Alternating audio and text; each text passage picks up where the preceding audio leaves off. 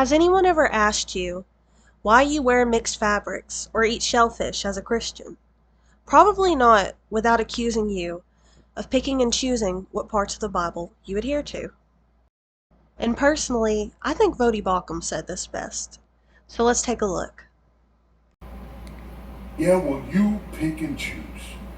You run all over to Leviticus and these other places, and you talk about an abomination, but then, you'll eat shellfish, and, and you'll cut the edges of your beards, and you'll sow different seeds in your fields. Let me help you.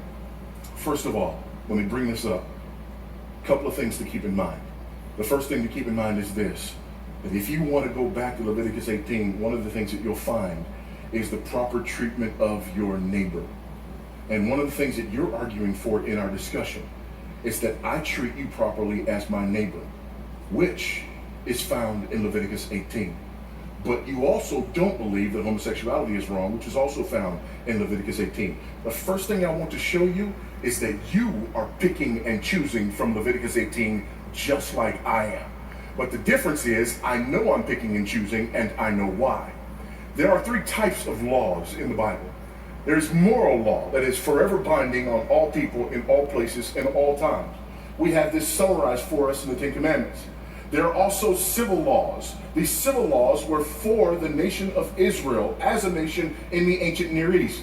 These laws expired with the nation of Israel, but they are still of general equity because they're based on those moral laws.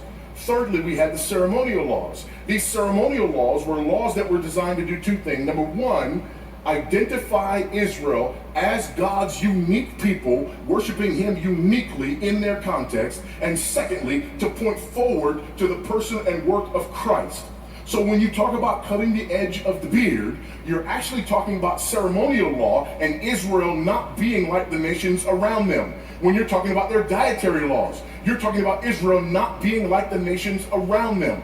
When you talk about civil laws, you are right. We are not bound by those as they are, but they are of general equity. This is why in our own laws, we refer to things like negligent homicide, which in Leviticus would say, if your ox gores someone, you're accountable for what your ox has done. You don't have an ox, but you have other things that can hurt people. So we still have that same principle, which is based on our upholding of the sixth commandment. So the reason I pick and choose from the Old Testament is because, number one, New Testament writers do that and teach me how to do that. Number two, Christ has come and we are under the new covenant. However, he has fulfilled the whole law and he has actually enabled me to keep the moral law. The moral law hasn't gone anywhere. So it is still wrong for you to murder me or me to murder you. It is still wrong to commit adultery. It is still wrong to steal. All of these things remain.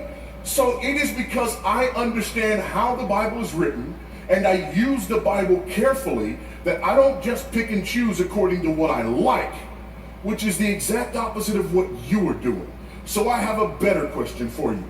You wanted to know why I pick and choose certain parts of the Bible. I can explain it to you in painstaking detail, and it gets to an authority that's higher than me. But what I want to know is this. Why is it that you get to pick and choose from the Bible? And you don't know why, and you don't know how, and whatever you choose is what you happen to want at the moment. And what's better for our society?